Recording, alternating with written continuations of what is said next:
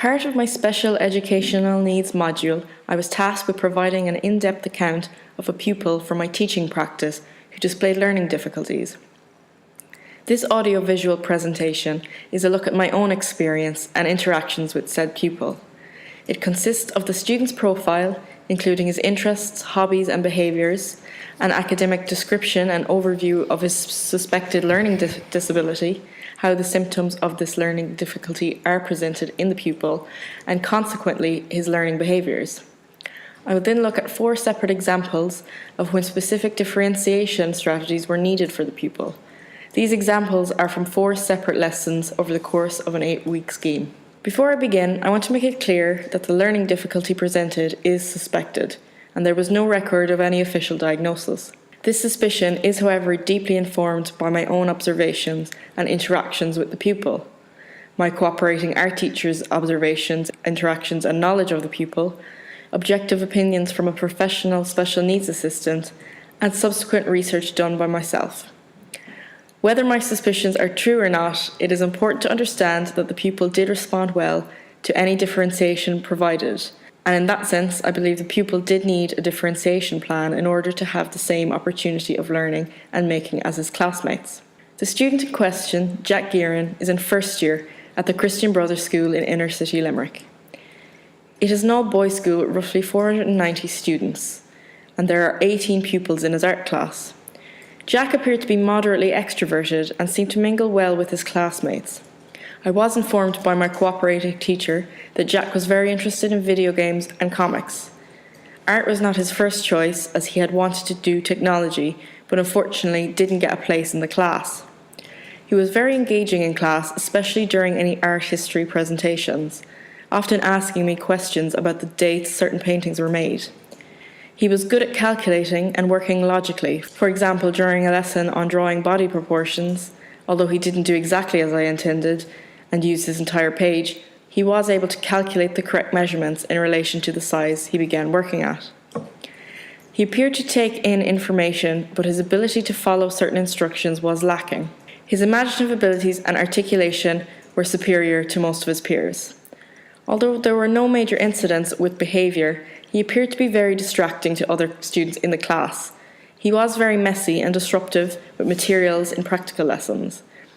I also noticed a little bit of bullying behaviour from him on occasion, but I was unsure if this was light-hearted joking with friends. When engaging with Jack, he would listen and be attentive when interacting with me, but he wouldn't fully heed my instruction. As I stated earlier, after much reflection, I came to the conclusion that Jack suffered from dyspraxia.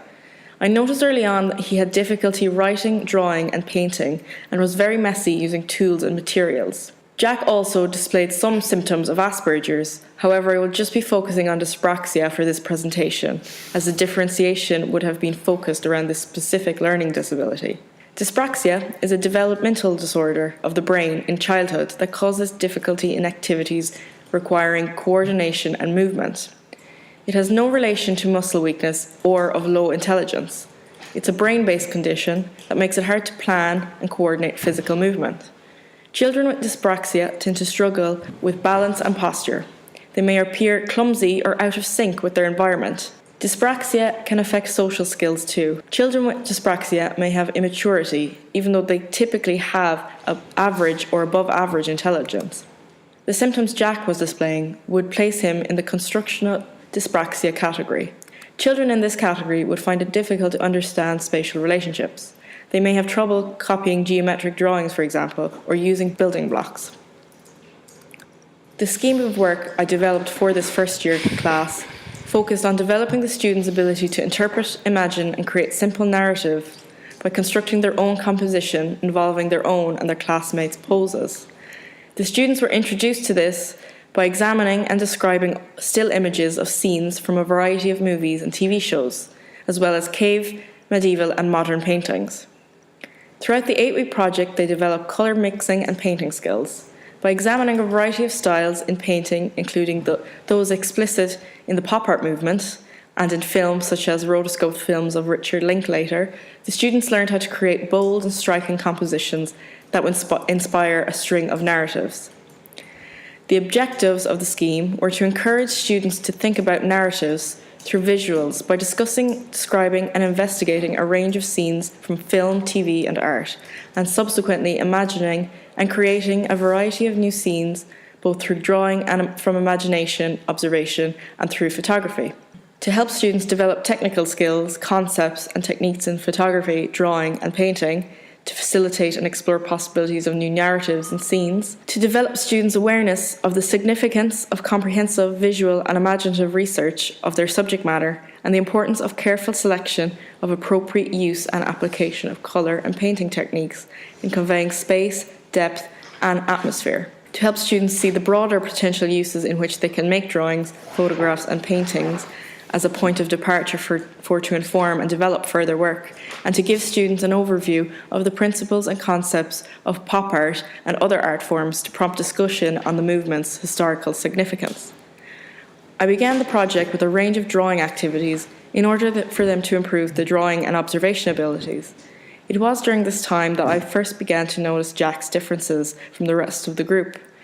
During a lesson where students were tasked to make a range of blind and continuous line drawings, Jack's style of drawing stood out, and his work took on a quality that was unique amongst his peers. The final results of such drawings are difficult to assess for learning difficulties.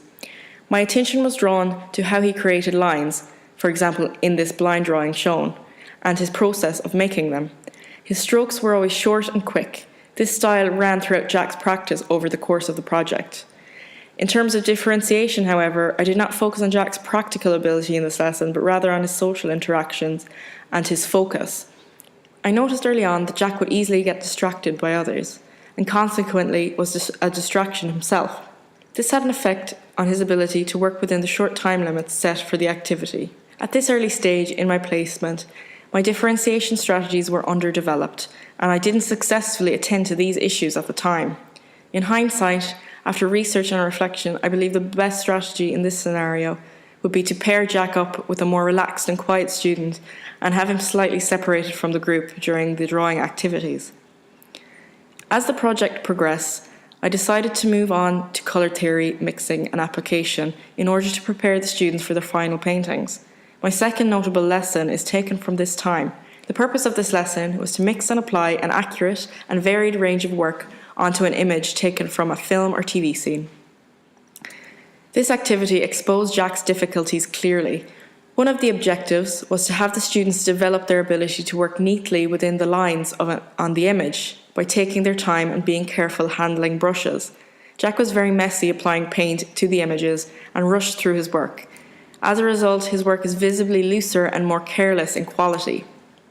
After this instance, I felt more confident in my judgment that Jack needed special consideration in class, and although I didn't implement any strategies here other than moving him to a different area with more surface space to work on, I used my knowledge and reflection from this lesson to aid in my decision for how to help Jack begin his final painting. Along with a few others, I decided to let Jack work on a larger scale painting to facilitate his chaotic style. Next time a situation like this occurs in a classroom, my inclination now would be to perhaps give the learner some extra attention and sit with them for a time to help guide their movements. A third notable lesson again focused on developing this ability of working inside the lines, but my concern in relation to Jack was the ability to block in a clean, flat and even area of colour. The aim of the scheme was for the students to create a painting with a flat, bold style reminiscent of pop art or an image from a comic book. As you can see in my teaching activities, I made sure to monitor their paint application and brushwork. I spent extra time with Jack during this lesson and similar lessons trying to help him achieve this. I gave him demonstrations and showed him other people's work to help him understand the style. After much trying, however, he could not achieve this. I did begin to understand that he had a good understanding of the style and the process we were trying to achieve, but he was just incapable of producing it. After this, I began to realise that I had to change my expectations of Jack. I knew that he was a creatively intelligent and articulate student.